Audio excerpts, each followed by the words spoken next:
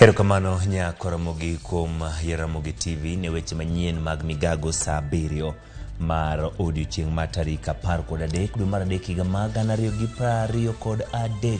Wantiere kod mathoth moikoni gi lak seche gi weche motenore kod arita kwe madhi nyime gwenge mag hoho mar Okak mabende lendo ne ogol mondo miyo gando dar kuonde mopogore opogore ma kweth mag apisas mag obila kod jolweny biro bedo karakore motegno. Wantiere kod weche motenore kod bura mane aluoro jatend Migago machon Fred Matiang'i, wach mabende koro wuok gikone kotenore kod bura makamane nyim doho. Bende wantiere kod ng'ur mopogore opogore mag jolupo e nam Lolwe, ng'ur mabende osebedo kuom kinde malache weche mag arita kwe magi to kod mamoko. Magi weche ma wamiyo pek. Jamin wach edo elo piny owacho koro ramo ni onge neno moromo manyalo miyo tere jatend Migago machon Fred Matiang'i e doho. Unapotazama pale kila bomu hapa unaona pikipiki. Leo Samburu West mguu ni ponye na hatujui tunaelekea wapi. Piny ochako dar kawuok e gwenge ma Longewan e Samburu West bang' jatend Migago marita Kithure Kindiki lando ni apedha mager biro. En wadwaro projects manoket na lego usonga mancho goli I budget ka to nose kadh bose ket pesgi nyaka los brum botem duto wiye koso kuye. Piny ma lego usonga county ma Siaya dwaro mondo piny owacho mar county no otiek chenro mag dongruok mane osechaki.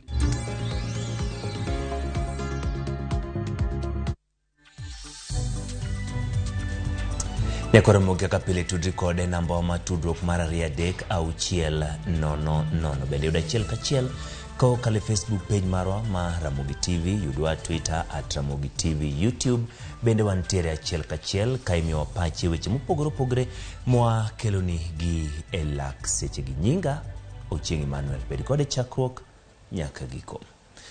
Mane jatend Migago marita kwe ma Dr. Fred Matiang'i oyudo fungruok bang' ogai ma jomin buche Nurdin Haji golo chik ni lor fainde mag buche Matiang'i kaluwore ni bado bila mag kwach kich DCI ne okuchiwo neno moromo mane nyalo miyo chwal burano e nyim doho. E andika jatelo mako jolo matayo buche Lilian Obuoko ni otese mano chwal kod bad Migago mar obila mar kwach kich onge neno moromo minyal yawnego Matiang'i kod okil mare Danstan Umari bura e nyim doho. Lilian nokoni bura no koro lor kendo onge okang' moro amora biro kaune Matiang'i kaka ne okwach kich dwaro. Ndalo manok mokalo obila osebedo kaluwo Matiang'i kotenore kod wach monj maliekore ni obila ne otime dalane ma Karen tarik 8 dwe mar 2 higani.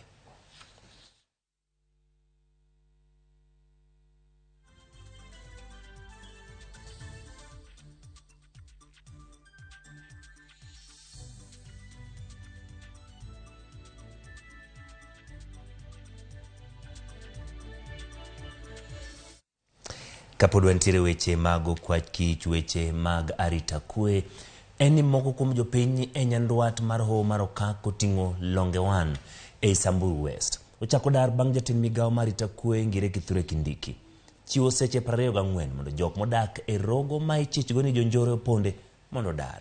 Walter Nyambaga nigi ler mathoth. The public is hereby ordered to vacate immediately from the following areas and coordinates, and this must be done immediately and in any case within 24 hours. E gweng' malonge wan mayudre Samburu ma Imbo warado gi jodak mong'wano wuoth kendo gidar gi piende mage e kaka yor loro kod chike manyogol kod jatend arita kwe ngire Kithure Kindiki. Natoroka hapa kwa sababu serikali anakuja kupika mimi anabeba mtoto na vitu yangu anaama saa hizi. Naenda tu kwa sijui mahali anaenda na juu ya serikali na Pokot pamoja. Na sisi unataka na kitu sote unabeba mtoto na kitu unabeba sasa kuenda bagi na juu mahali unaenda juu na serikali na unapika sisi unapika mama sasa mtoto huku unabeba na mbesiko sijui mahali unaenda. Mine oting'o nyithindegi gwen kod sanduge kod mwandu mamoko ka jok man kod nyalo to dirore wi apiko kagiriore kod saa kapok mirimb sirikal olwar kuomge. Unapotazama pale kila bomo hapa unaona pikipiki. Leo Samburu West muguni ponye. Na hatujui tunaelekea wapi. Hakuna kitu tunafanya saa hizi, ni kutoroka tu. Kama Kindiki ameshindwa na kazi, basi sisi afute hii RDU atuandike sisi warani kazi. Sisi basi tungangane na hawa kama hao wameshindwa. Hakuna mtu ambaye hata saisi yako kwa hii boma. Mmekutana nao, wale ambao mmekutana nao kidogo ni wale ambao wamekuja kuchukua vitu yao. Kwa hivyo kutoka leo hakuna mtu anaishi Longewan, hakuna mtu anaishi Lolmolok. Lesiro Lepario, en jadak Malongewan, owacho ni en managola putinjiri mondo giyud resruok kendo kik negi ka jok manyayo maundu kinde ma pisas magarita kwe medo kasa pedha ne jonjore. Unapotazama area hii leo unaona watu wametoroka kabisa, na sababu kuu ambayo inafanya watoroke ni hii incident ambayo ilifanyika jana. Running from homes because of insecurity, and mind you, as we are talking, even some children are not, we are not aware whether they are alive, wherever they are. People are searching for their children. Kit kaka jodak dangni kagidar, wachore ni oseoloko yu kuom jodito mag siasa mawuok kuonde kaka Samburu, Turkana kod mamoko. In a short while, the government will circulate the names and photographs of all those we believe are the senior commanders of the bandit network. En manaketo wang kod rito ka jodak mawuok kuonde mamoko mane jatend rarita mar kwe Kithure Kindiki oriedo mondo darie biro timo kamano koso ginyalo thiro ngang'. Walter Nyambaga, Ramogi TV. Erokamano Walter Nyambaga kuom lipodno. Chenro ma piny owacho telo mar ariyo mar kedo kod jonjore ochakore. Kawadhi nyime, chenro mag wuoth kod ohala ne obedo kod ng'ikruok bang' johera mag Azimio la Umoja e kaunti ma Migori bago ng'anyo boma ma Migori ka giywago pek mar ngima. Ng'anyo ni mane ochakore okinyi saa 2 ochungo chenro mag wuoth e apaya mawuok Migori ka ochomo Isebania. Jakom bunge la wananchi kaunti ma Migori Charles Osewe mane otelo ne ng'anyo no owacho ni gibiro dhi nyime kod ng'anyo nyaka chieng' pek mar ngima dog piny. Johera gi mag Azimio owacho ni bende gidwaro mondo duol mar IBC oyang kuku ma oting'o nonro mar yiero mokalo kata sawa mondo giyud ler ng'at mane yombo yiero maduong' e higa mokalo. Giramo ni tarik 20 dweni gidhi e romo mar Azimio la Umoja boma ma Nairobi mondo gisund piny owacho ochop dwaro maggi. Okwanyal bedo kech e piny ma wan wawegi wane mwaloso piny monjwolwa tinyalo sandwa mwan kech ba gik ma nyithindwa chamo onge. Bech mogo nyaka dok piny. Wach IBC wakwayo Mr. Ruto ni weri gi weche mag IBC. Wamama tunaumia. Hata mimi nimebeba hapa sufuria. Unga. Bei ya unga imesinda bei ya sufuria. Watimu gini kalure ni wawuok kaka jo Kenya madwaro wakigi. Maandamano ni oken mar Raila kende, ni Raila koro wuok. Maandamano ni en mar jo Kenya mondo ne waywaguru kech marwa to go chumi marwa. Waywago Kenya marwa kama Kenya odhiye gombulu man wagoyo. Bei ya unga imeshinda bei ya sufuria. Awuoro. Speaker mar od bura mamalo Moses Wetangula wacho ni jopiny onego bed kod riwruok mondo piny owacho oyud thuolo mar chwalo dongruok ne oganda. Wetangula mane ni nyasi mar choko omenda e kanisa mar gwenge ma Sihoke e kaunti ma Kakamega ne omedo ni Kenya ni kod chandruoge manyaka mipek e lwasi mar riwruok kod kwe. Jalup gavana ma Kakamega Ayub Savula mane ni kod Wetangula e nyasi no oseo paro mane duol kod jagoro mar duond buch UDA Cleophas Malala owacho madwaro ni duond buche mamoko e bwo Kenya Kwanza owuoko mondo migiriwre kod UDA. Savula wacho ni Kenya en piny man kod demokrasia mar duond buche mathoth kendo jopiny onego mi thuolo mar yiero duond bura magidwaro. Alafu tuna shida changamoto za elimu, chakula bei na vitu nyingi. Yale tunawaomba wa Kenya is to sit and think together. Disruptions will not help. Changamoto iliyoko ni kusaidia mkulima. Hata juzi hao wabunge wetu wameniambia huyu mzee ameingia Mumias, ameanza kuonekana kama anaweza kufanya kazi. Ile kitu anataka is the support of the government. Na hiyo message imepelekea rais. Tuungane sisi wote irrespective of our party affiliations, tuongee kwa sauti moja and that is the only way we are going to be respected in the Republic of Kenya. Katiba inasema Kenya shall be a multi-party state. Hii maneno uongee tuvuje vyama. Wewe masika wewe tangu. Wewe ukienda kunegotiate na William Samoei Ruto before 2022 general election, kama Ruto hajakuwa rais, ulienda kama nani? Usienda kama party ya Kenya. Jatend jolupo e dhowath ma Imbo Bondo sub-county chwalo ngur margi wi medruok mar monj ma juko jolupo e nam Lolwe ka jolupo moyo 100 ma jo Kenya gi sani omaki kendo geng'ne gi Uganda ka gikwayo piny owacho ma pacho ka mondo med arita kaka yo mar geng'o monj ma kinde ka kinde. Kotelne kod jalup jakom jolupo ma Imbo Julius Odembo giwacho ni nengo ma tero chiemo nyaka e piny libamba ma Uganda omedore ne familia ma midhiero juko ka gikwayo piny owacho mondo bed kwano bila mochung' ne arita e nam Lolwe. Juma mokadho jolupo 41 nomaki e kaunti ma Busia, kama moko 16 nomaki e kaunti ma Siaya ka giduto mondo geng'ne gi e piny libamba ma Uganda.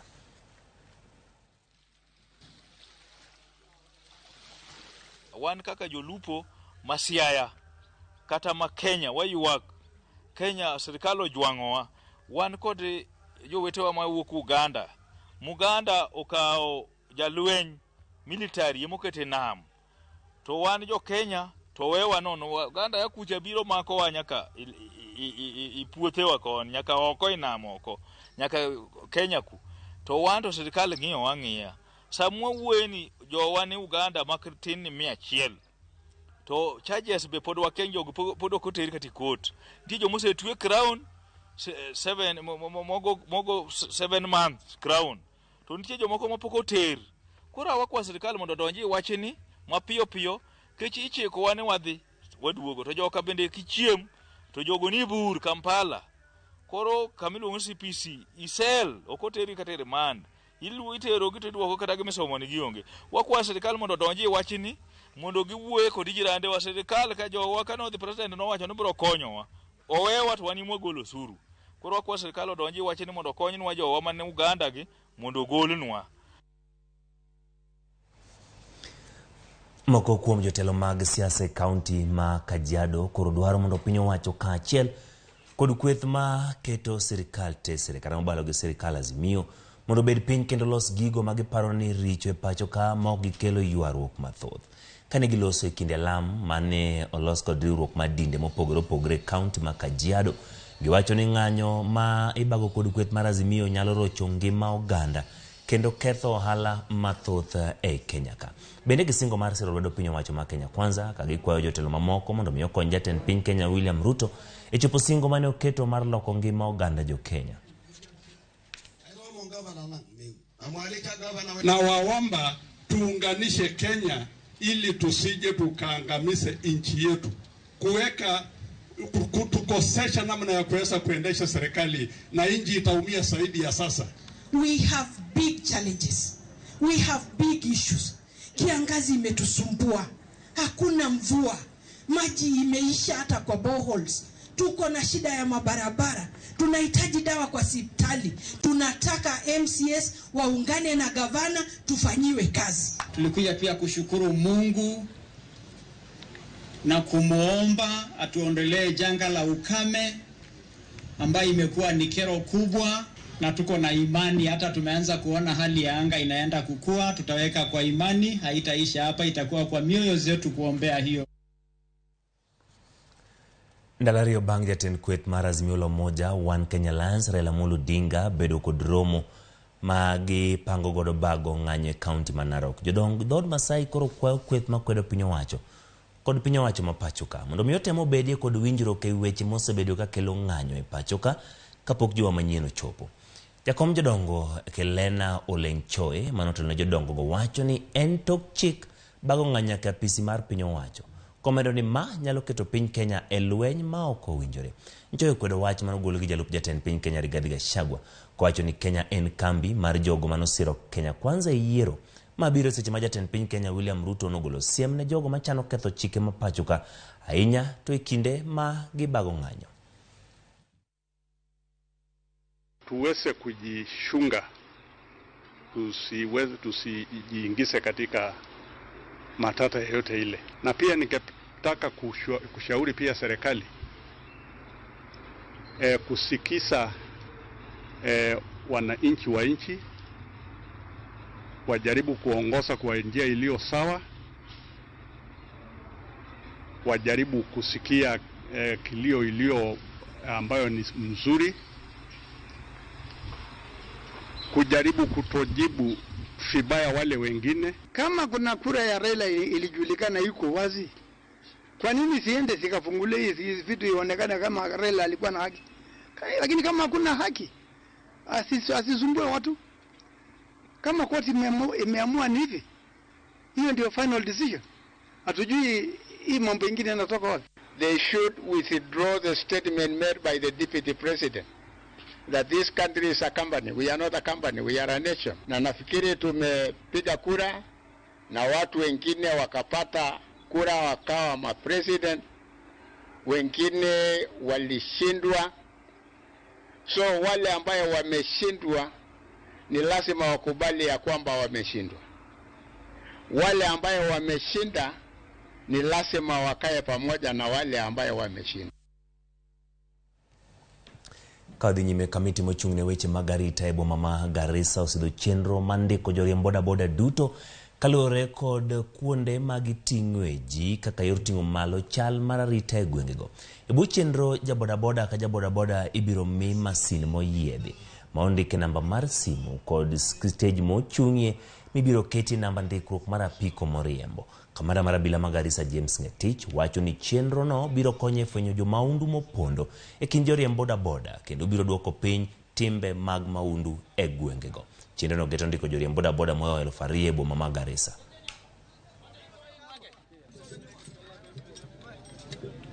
Hii mkakati tumetengeneza, tunataka kutoa wale wahalifu wanajificha upande wa bodaboda. Tumemark hizi stage kama 15 imepewa kala ya yellow, but kila stage pia ina kala yake. Sasa kuanzia leo tukiendelea tutakuwa tuna identify huyu ni mwanabodaboda na ni wa stage fulani. Kukiwa na shida yote itatusaidia kujua huyu ni mwanabodaboda yule anasimama wapi. Pili, wale wabaya sasa tutawa-uproot tuwatoe katika hii section. Tunataka tubaki na wale watu responsible, wale watu walikuja kutafuta hela, waone vile wanaweza jihekimu kimaisha. Hii mpango tumeona ni mzuri kwa vile itatuleta tukue na wazo moja na unity moja. Kitu ya kwanza, insecurity itarudi chini kabisa, maana kwa stages zile ambazo tumehifadhi siku ya leo kila mwanabodaboda atakuwa anamtambua mwenzake, na upande wa ile maneno yasemekana ya kwamba mwanabodaboda ni wakora itakuwa ni ngumu kufanyika, na tena itasaidia upande wa serikali kwa kutambua mhalifu kwa haraka. Hii ni mpango ambao itaendelea kwa ward zile zingine zote ambayo tuko nazo ward 4, na tuko na matumaini kwamba kufikia mwisho wa mpango tutakuwa tumesajili pikipiki zaidi ya 1,000. Na ningependa kwanza ningesii wa bodaboda wote wahakikishe kwamba wamejiandikisha katika mpango ili tusaidiane pamoja. Umuhimu ya mpango kwanza ni katika udumishaji wa usalama. Itatusaidia sana kwa upande wa mpango wa usalama. Kitu ya pili ni upande wa usalama barabarani, na kitu ya tatu ni kuhakikisha kwamba tunawajua wanabodaboda wetu wote kiasi kwamba kama kuna mhalifu kati yao tunaweza kumtambua mapema na kumchukulia hatua.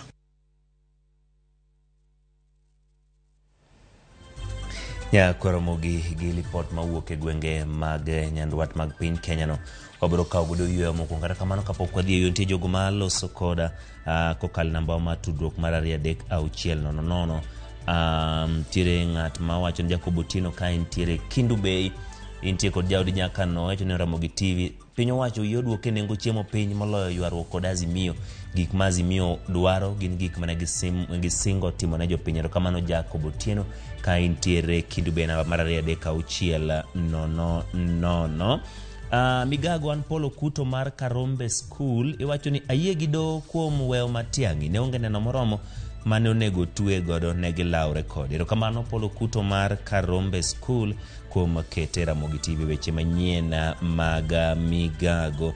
Antiere kod ng'at maluongre ni Bruce kowuok Kakamega wacho ni Noah Makare mor kaka Ramogi TV kelonu weche manyien. Erokamano Bruce kuom kete Ramogi TV. Antiere kod jogo mabende loso kod achiel kachiel kokale Facebook page marwa mar Ramogi TV. Abiro somo mana jogo mathin kende. En wach malich ahinya ka jolupo mekwa indhi e nam Ololwe gi obila ma Uganda seche mangima tek ka familia gi rito gi kel mogo. Erokamano Eric Kizito kuom paro maler kamano. Ani Genevieve wacho neno news eyo makare kendo imor gi wecho mar Matiang'i. Erokamano kuom kete Ramogi TV. Antiere kod ng'ato kaindi ma amanyo iluonge ni Ashman Chila. En Ramogi TV eyo mogundho ahinya to gima mora en wach ng'anyo madhi nyime Migori County. En ng'anyo mokwe maonge kod ketho mwandu kod kawo gige jomoko e yono maok ni kare. DJ Ashman Chila, Sukari Industries. Erokamano kuom kete Ramogi TV. Nyakwaro Mgajwang inyalo medo loso kodwa achiel kachiel kokalo e Facebook page marwa mar Ramogi TV to kod namba mar 360 aubedo gi thuolo mar somogi. Kata kamano kik idhi mabor, pod wantiere kod mathoth moikoni e chenro mar Migago.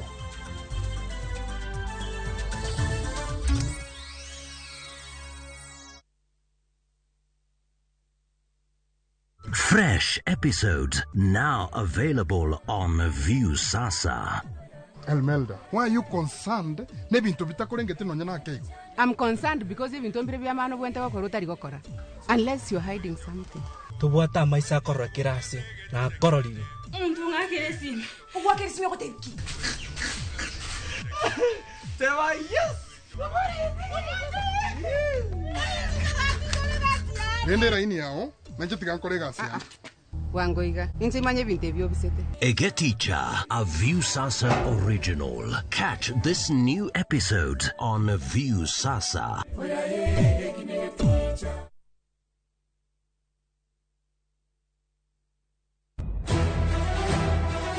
Sigana ni medo minore gi weche mag miriambo kod miganga.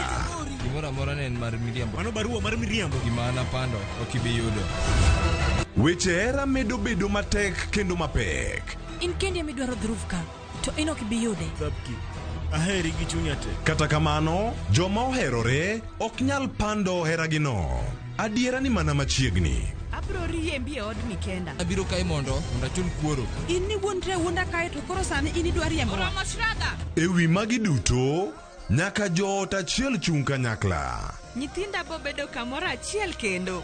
Tapki wuok tich nyaka ngeso saa 2:15 mane Ramogi TV. Kik bai.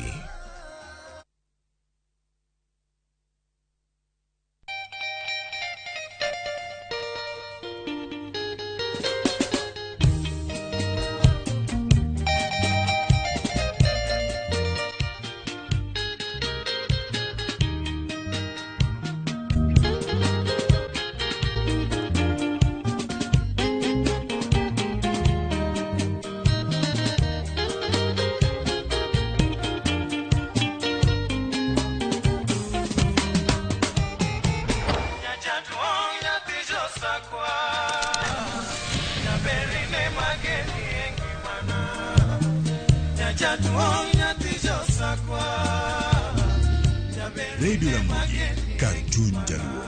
Radio Ramogi.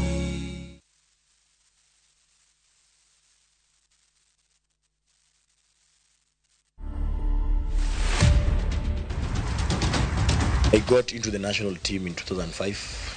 In the 15th aside first, my first ever tour with the 15th aside. After that, I was called up to the 7th team. I always knew that, of course, they will reach a point that I will have to stop. And I've always said that I will know, and my body will definitely tell me. You can't plan for it. I think it's just something you start feeling. It's a decision that has a lot of emotional baggage with it. I just decided, let me just call it and move on to other things. Of course, the kids are happy. Now they know that Diesel will always be around. Breaking the try scoring record that was there when I started playing the game. I think just getting to that 231 mark when I broke the long-standing record, I think that will always stick with me. To watch this story and more, download the Citizen Digital app.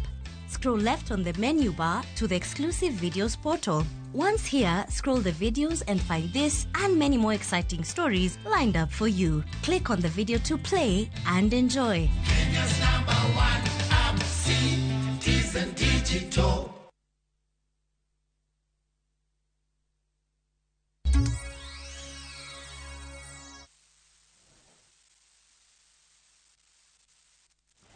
Erokamano kuom medo kete Ramogi TV. Rowere mawuok e kaunti ma Siaya koro osegolo ng'ur maggi ewi deko moko kuom chenro mag dongruok mane ochak kod gavana machon Cornel Rasanga.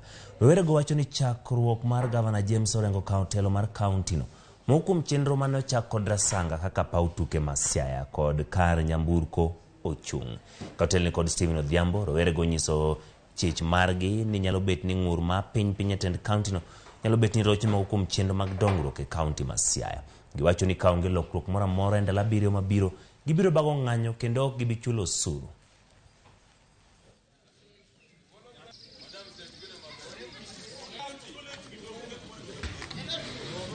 Wacho mi wan kama mokwongo en wadwaro projects manoket na lego usonga mancho goli i budget ka to nose kadho boseket pesgi nyaka los brum betem duto wiye koso kuyi sani ogol pesa i project magero stadium mamano watamre kose kwatamre wawacho ni mondo duoknwa ng'ano pesa mondo stadium orum mondo yud kama nyalo time exercise talent margi usiro kose kusiro wach mar adek wanyiso James Orengo en ni wadwaro ni stage ma Siaya oket pesa kuro mondo stage ma Siaya otiek mondo jowa yudhe kachiel kod mine yud kama nyalo loki ohala mondo Siaya obed maber kosek ber wawacho ni wamiyo wakwayo James Orengo gavana mamarwa ni mondo oketie kinde gi upiti mare obed maber mondo tich otire ni jopiny kaka ne gisingo mano wach mokwongo adier kosek adier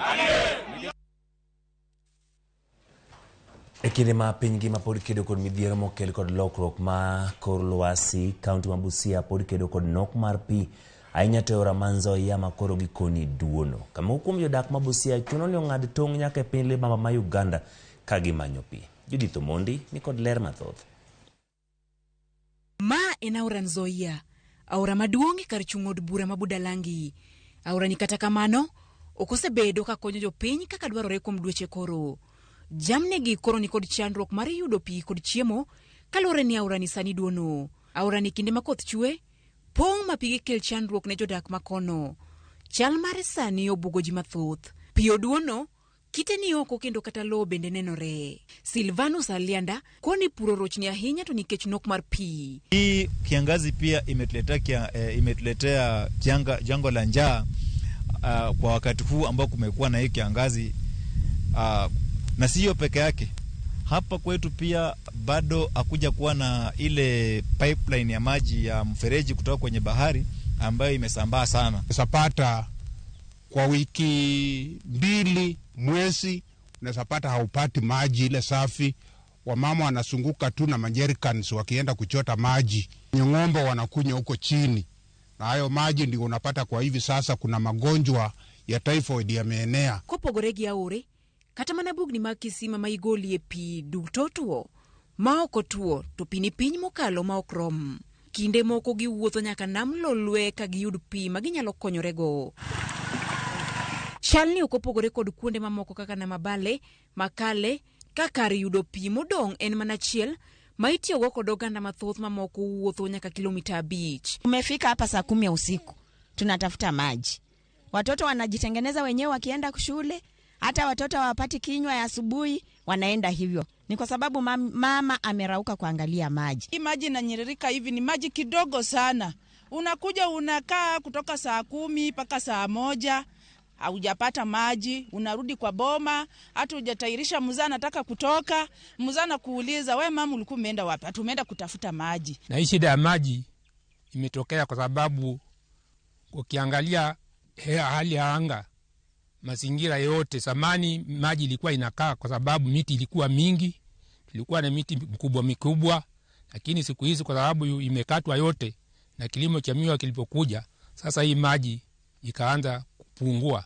Egwenge Mateso jopiny koro ng'ado tong' kendo manyo pi e piny libamba ma Uganda. Na tukitaka maji most sahi tunavuka Uganda, kama ni ya kukunywa ya kutumia yote tunaenda Uganda. Ndio inatusaidia sahi kama wananchi wa Kenya. Umbali iko umbali almost iko na umbali na sisi. Na ndio tunavuka barabara, na hiyo barabara ni hatari kama umetuma watoto, kwa hatari na magari yenye yanapita ya barabara hapo venye nenda speed hivyo. Hiyo mtu atusaidie kwa sababu hiyo maji yenye natoka hapo mostly ni ng'ombe tu ndio inakunywa. Sisi kama wanadamu hatukunywi hiyo maji. Gavana makaunti mabusia Polotuma koni weche mag pie kaunti no nyalo chendo poni okoketo kenge makare chon. Busia, we have got the lowest tree cover in Kenya at 0.43%. They always say if you even want to survive, at least to go in at 10%. Sisi tuko na 0.43 nukuta ine. So the ravages of climate change in Busia here are real. And if we don't watch out, it will get worse. Migago mar thieth nyicha onyiso luoro ni nok mar pie pacho kae nyalo medo kwan mar jogo mayudo tuo mar nyaldiema poni ji ok obed akicha. Judith Omondi, Ramogi TV. Jodak ma Sirisia kaunti ma Bungoma koro kwayo mondo olos riwruoge kendo donje pith gwen kaka yo mar jiwo yuto mekgi. Jod bura ma Sirisia John Waluke wacho ni chenro mar pidho gwen biro konyo jo Sirisia mondo oyud chiemo maber e gwenge mamoko mabiro miyo gi yuto maber kosingo miyo jodak mag gwengego dhok kod diek mondo gimed ohala mar pith. Moko kuom jodak mane ochako chenrono koro osemedo yuto. Ranyisi ni ohalano inyalo mana ber kendo kelo yuto maduong'.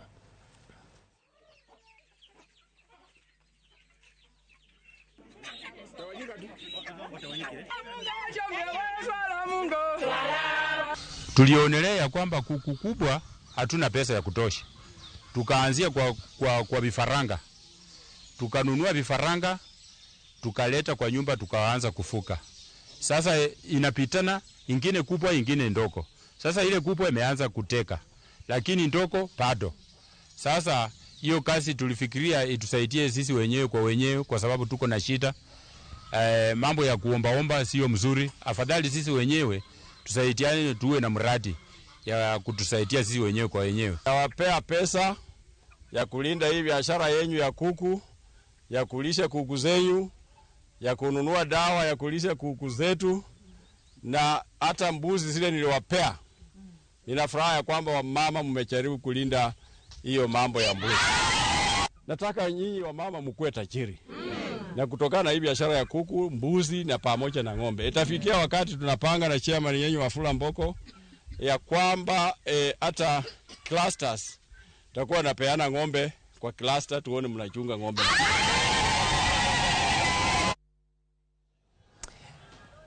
Buche lwenje mag kit chwech odok piny e kaunti ma Kilifi kowuok e atamalo 30 nyaka atamalo 13 kaluwore kod migawo mochung'ne kit chwech e kaunti. Mpuonjre makare kor gweng' moko kuom gigo mosekonyo duoko piny buche mag lwenje mag kit chwech.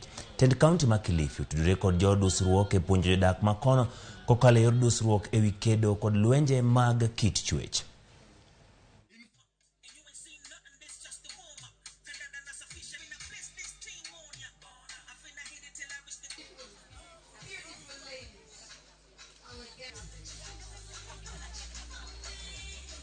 We started with more than 30% of GBV cases, including teenage pregnancies, and now we're going down to around 13-12%. This is because of the county working together with different partners. We are all living in Kilifi and would like Kilifi to be a peaceful environment where we can all coexist. Once you violate it, I am there for you. You come to us and we'll walk the journey with you. Another thing we're doing with the young people here, Mr. Tourism and others, is that we visit schools all over and we sensitize the kids there about it and do the best we can to help other survivors.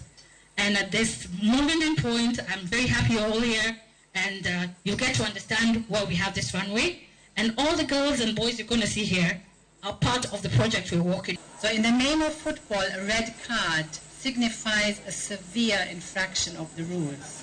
In this context, the Red Card campaign seeks to give a red card to all forms of discrimination and violence against women and girls.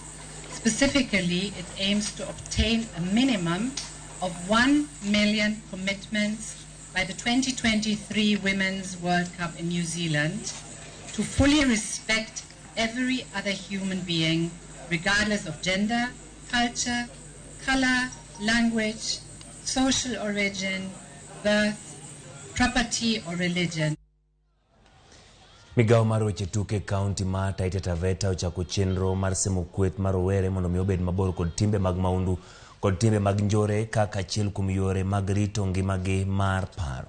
Shadrack Mutungi, ma en jatelo e skul tiegruok mar Coast Institute of Technology, okoni gise iko chenro makare mar rowere mawuok e kaunti no e yor ohala kod romo machal kod mane gibago bang' wuok ni kwan mar rowere madonje tim njore omedore ka koro sani gisechako somo mag obwongo ne atamalo 20 mar rowere kaunti no.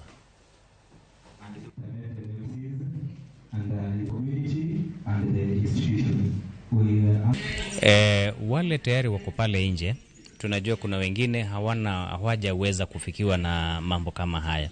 Kwa hivyo tutashirikiana na zile vikundi zote za kina youth na even hizi colleges, kwa sababu tuko na college kila mahali, ili tuweze kufikia as many youths as possible in the county. Kwa hivyo hii ni kitu ambao ni nzuri, and we shall roll it out to the whole county and reach as many youth as possible.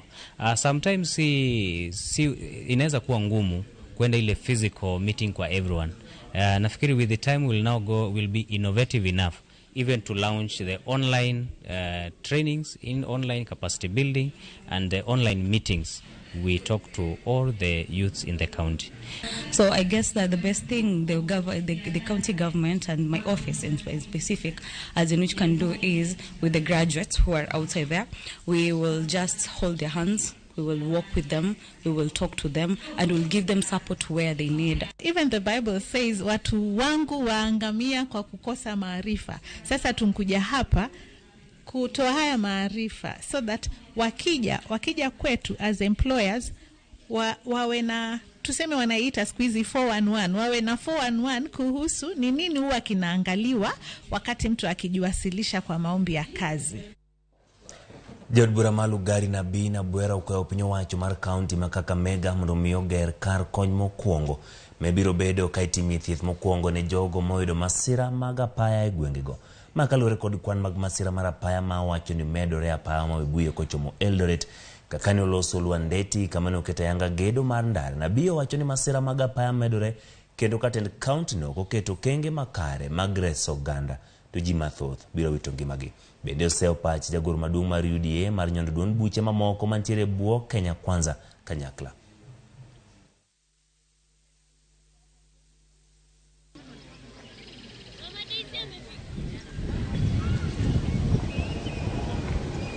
Na nataka niwaambie kwamba nilizungumza na waziri wa afya na tukakubaliana na yeye kwamba atatafuta fedha kwa mwaka ambao tunaanza kuanza Julai, atujengee emergency center Matete level 4 hospital.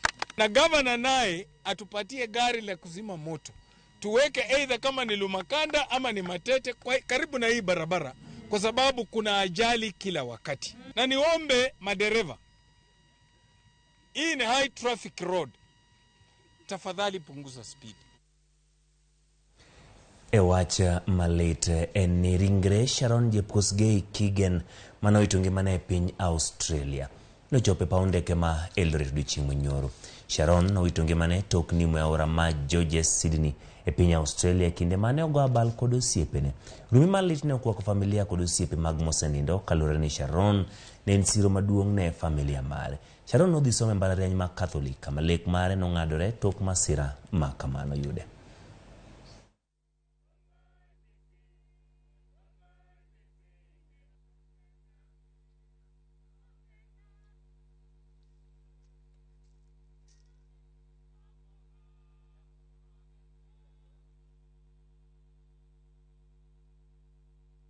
Last year tulipopata ripoti ya kwamba anataka kwenda Australia, hakika tulingishikana mkono kama mandugu na madada tuwezeshe Sharon aende Australia.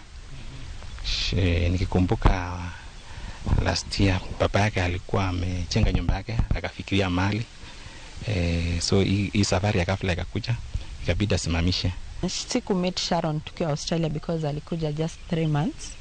So hiyo time yenye tulikuwa tukutana naye Judy akiniambia tutafutie kazi, ndio wakati nilikuwa ninakuja. I just came a week and that Tuesday nikaambiwa hiyo maneno imefanyika, but I really knew her and I want to really say it was so sudden. Hiyo news really hit the whole of Sydney, the whole of Australia, all the states, and we just pray that God gives us all courage, because literally we are all scared at the moment, because you're like, if this is how it will be happening, it's not so good, not just to the family but to everybody who is planning to go to Australia.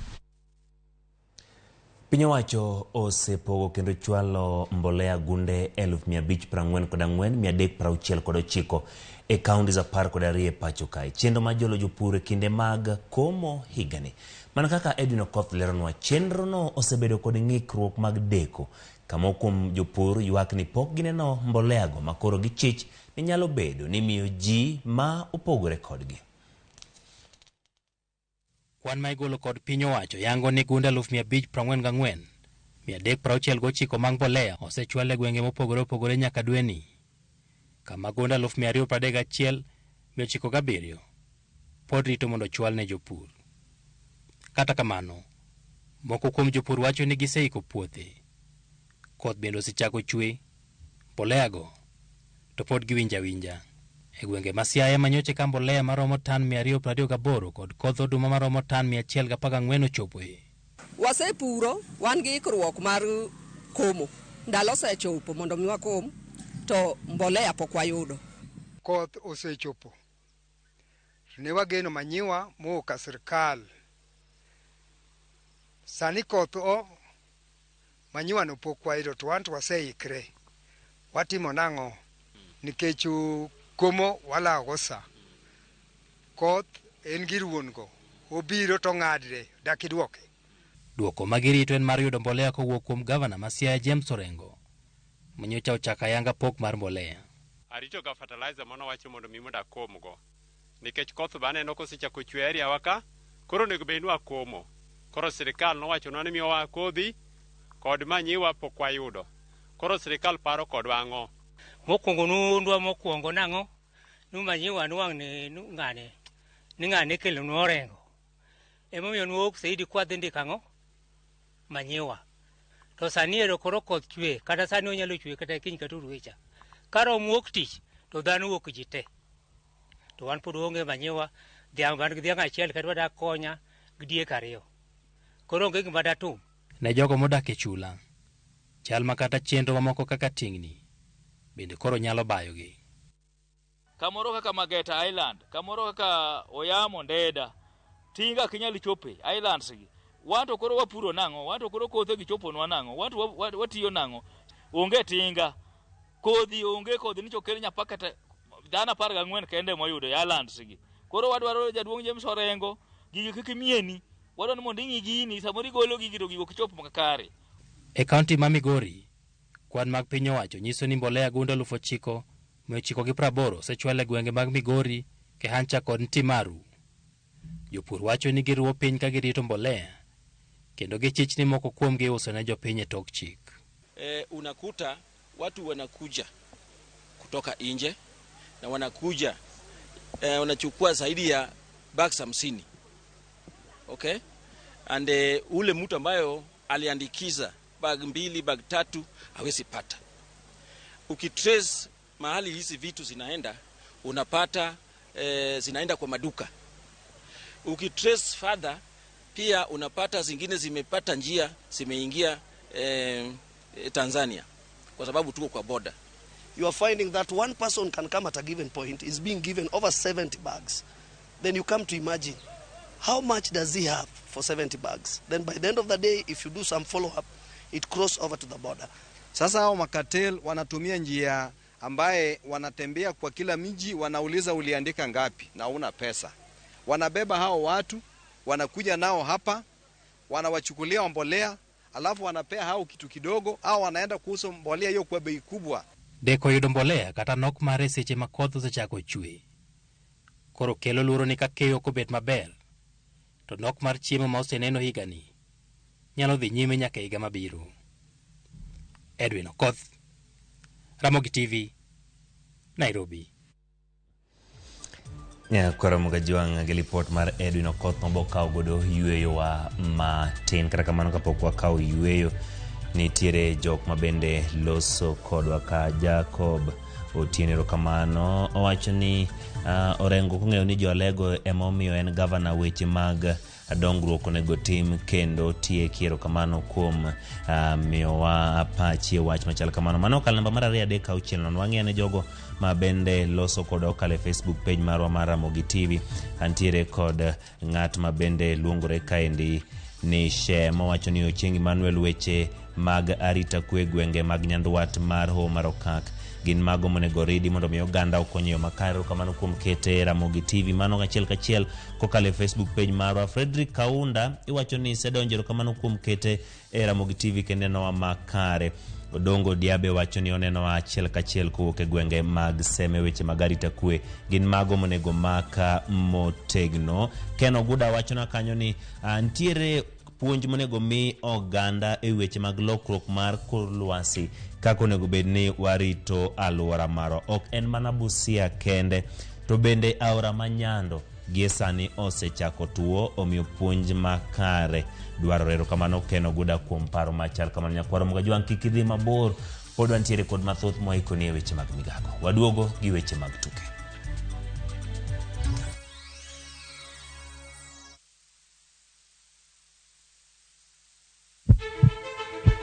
Sasa ya mawagamo muya wayudo ngima. Sasa ya mawayudo rieko wareso ngima ng'ato. Ductus arteriosus onego beni lorore, foramen oval onego beni lorore. Penj laktar kelo ng'eyo matut, gero oganda gi puonj mok inyal yudo kumoro amora mag weche thieth. Diwacho ni gima koyud chon tinyalo thiedhe ma ng'ato chang chuth kabisa. Or ote machuok gi penjo moluwore gi weche thieth, tudri kodwa e nambani kata inyalo ywa tole nambani. Riwri kod Ruth Otieno wuok tich nyaka tich abich saa 12 odhiambo mana e Ramogi TV.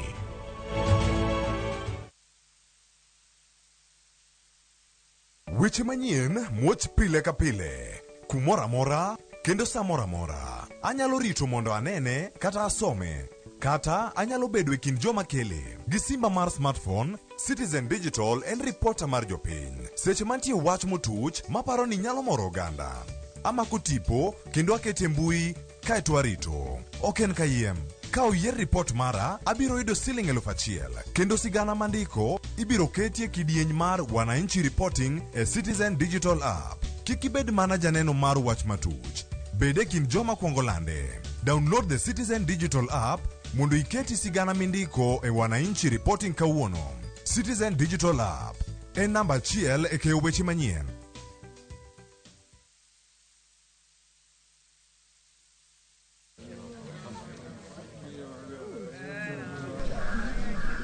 Nyasaye wuorwa, wachopo e nyimi ka wagoyo ni erokamano. Iseresowa e nyalo marwa. Isemiyo waneno ber e yorowa kod dwarowa makagi kacha. Iserito osiepewa kod wedewa. Ang'o ma dotim ni Nyasaye wuorwa moloyo duoko ni erokamano? Dial *811 *273# to get jowetewa.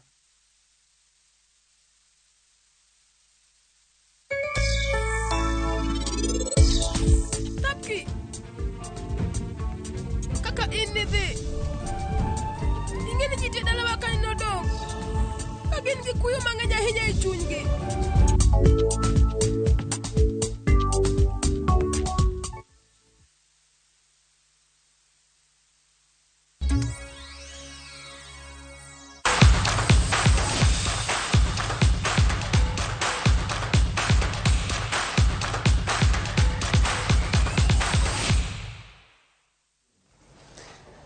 Machiegni nyakwara mogi wadhi e pap. Manchester United nuwuok amodhi mar 0-0 gi Southampton.